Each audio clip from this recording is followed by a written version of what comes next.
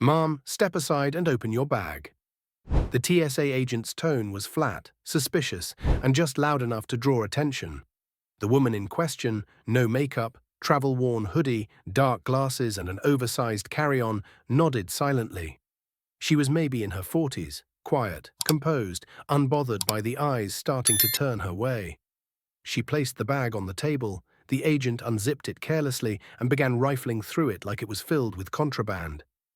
A pair of socks flew out. A book landed face down. Then, without a second thought, he turned the bag upside down and dumped everything onto the inspection tray.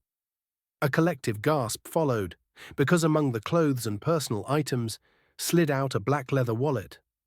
On its front, a silver emblem, circular, sharp, unmistakable. The seal of the Central Intelligence Agency. The agent froze, mid-motion. Someone nearby muttered, "Wait, is that real?" Another agent leaned in. "That's the intelligence crest." She said nothing.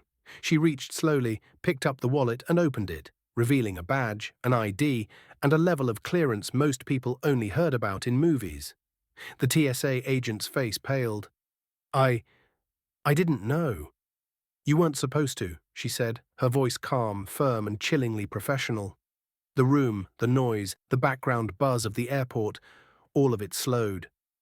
People backed away. Even the officer who had been called for extra screening stopped short when he saw the badge. Backstory revealed, her name was Elise Monroe.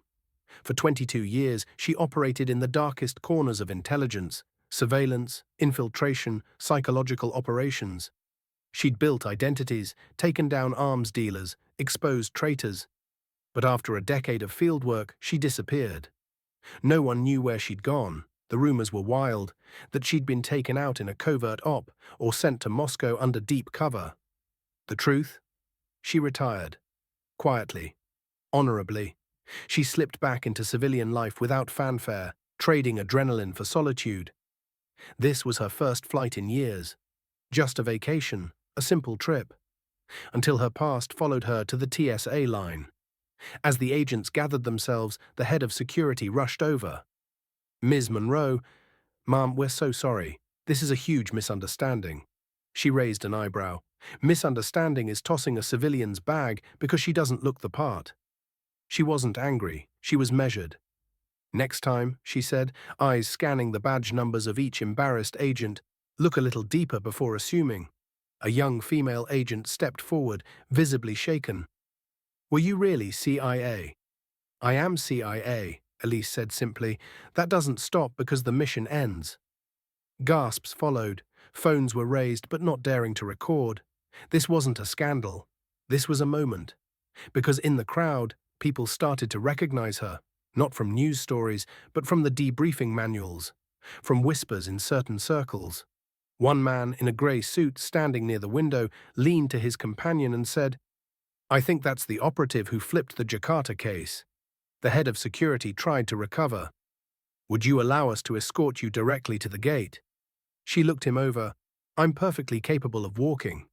Then, in a shocking turn, she turned back and picked up the clothes scattered across the tray, folded each item, restacked her book, repacked the bag, not because she had to, because she chose to. She left the badge on top, fully visible as she zipped it, then paused. "To every woman who's ever been judged at a checkpoint," she said loud enough for the room to hear, "don't ever let a uniform tell you your value." Applause erupted. From strangers, from agents, from fellow travelers. The TSA agent who dumped her bag bowed his head. "I'm sorry, Agent Monroe." She looked at him, not with anger, but with the look of someone who had seen far worse, far deeper violations of trust. "Don't apologize to me," she said. "Learn from it."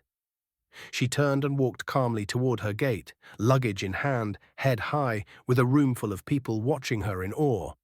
Not because she showed power, but because she carried it without needing to prove it.